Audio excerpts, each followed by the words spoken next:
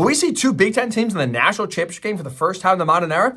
Let's find out. It's the college football playoff semifinal edition of Hicks 5-Minute Picks. First game we got is a good one here in the Orange Bowl. Penn State taking on Notre Dame Irish, 2.5-point favorites. Both teams fighting narratives of coming up small in the big game. Is this the day, finally, James Franklin breaks through and wins a big game? I think it is. Penn State wins. Thursday night belongs to the Nittany Lions. Let's explain why. First and foremost, in order for Penn State to win this game, they got to cut the head off the snake, meaning they got to stop Notre Dame's rushing attack. That is where the Irish's success starts and ends. Notre Dame is elite at running the football. They're 11th in the country in terms of rushing yards per game, averaging 217. Why I think, though, Penn State could do a good job at slowing down and containing this run game is twofold. Number one, injuries for the Irish here. That's going to hurt them. Jeremiah Love, their star running back, is dealing with a knee injury. Got hurt against Georgia, did not return. Seen him on some social media videos at practice. Big, bulky knee brace, looking pretty gimpy. He's not going to be at 100%. That's going to drastically impact Notre Dame's ability to run the football. And with him limited or out, I don't think Riley Leonard and Jadarian Price are good enough to pick up the slack to keep this run game going. That is one of the best in the country. And the other reason why I think Notre Dame's going to struggle to run the football here is because there's no reason for Penn State's defense to respect the pass. So they can load the box with 7, 8, hell, 9 defenders, because what are you afraid of? Riley Leonard at no point this season has shown the ability to air it out, beat teams deep, and beat you with his arm. I mean, hell, the most passing yards he has in a game this season is just 229. So if you're Penn State, why would you sit back? Put everyone up in the box and dare Notre Dame to throw the ball to beat you. I don't think Riley Leonard is good enough to do so. That's what reason why, number one, I think Penn State can win. The other reason is I don't think Notre Dame, for how good their defense is good enough to stop this white-hot rushing attack right now that Penn State has. I mean, they are one of the best rushing teams right now in the last 2 months. They are unstoppable.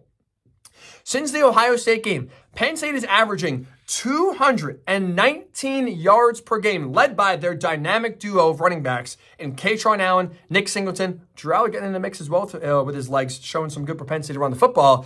That offensive line is moving people. That run game right now is just dominating, leading the way. I think that continues. So you look at Penn State's ability to run the football, stop the run. Thursday night belongs to the Nits. They take down the Irish in the Orange Bowl, 27-16. Penn State advances to the national title where they face the winner of Texas and Ohio State in the Cotton Bowl. Buckeyes, 5.5-point favorites here.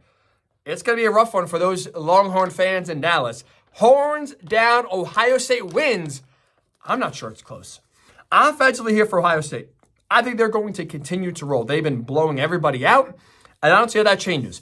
First and foremost, for Ohio State, their success, or their key to the success on offense, I should say, is going to be throwing the ball to set up the run, which is bad news for Texas because that means if Ohio State's throwing the ball early and often, Jeremiah Smith is getting the ball his way. He is the best player anytime he's on the field. Texas's defense is good, but no one's good enough to take down number 4 one-on-one. No one's good enough to stop him. I mean, in 2 playoff games, Jeremiah Smith has 13 catches for 290 yards and 4 touchdowns. He's getting the ball a lot more, and no coincidence, Ohio State's offense is a lot better. So Texas is going to have the hands full trying to stop Smith, which means that other receivers who are very talented are going to be open, which means that rushing attack for Ohio State, which is the weakness because their offensive line should face lighter boxes and have success. They do have 6 rushing touchdowns in this postseason, so they've done a good job of finding the end zone. I think Ohio State's offense, despite the fact that this is, I think, by far their toughest test defensively, facing Texas, I think Ohio State's going to find a way to put up 30 points pretty easily. All right, so now on the other side here, the question is, can Texas keep up? Can they score 30 points as well? I don't think so. That Ohio State defense right now is playing out of this world. That rush defense is elite. I think they're going to do a good job of bottling up Weisner and Blue, which means this game is going to come down to Quinn Ewers. And that's a problem because Texas's quarterback to me is like Cologne. Less is more. The less you put on Quinn Ewers' plate, the better. The more you ask of him, the worse he is. I got some numbers to back that up here. Texas this season averaging just shy of 36 points per game, and Ewers' passer rating this season is 150. When Ewers is asked to throw 30 more pass attempts in a game, Texas goes from 36 points per game down to 26. Ewers' pass rating goes from 150 down to 141. The more you ask of him, the worse he is. I think Texas is going to have no choice but to ask a lot of their quarterback. That's not going to go too well. Horns down in Dallas.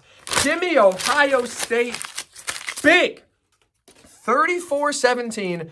Buckeyes continue to roll. They beat the Horns. They advance to the national championship game. We get Ohio State, Penn State, two Big Ten teams colliding. And for the first time since 1966, the Big Ten Conference is going to have back-to-back national champions. Historic. Enjoy the games, everyone. We'll talk to you next week.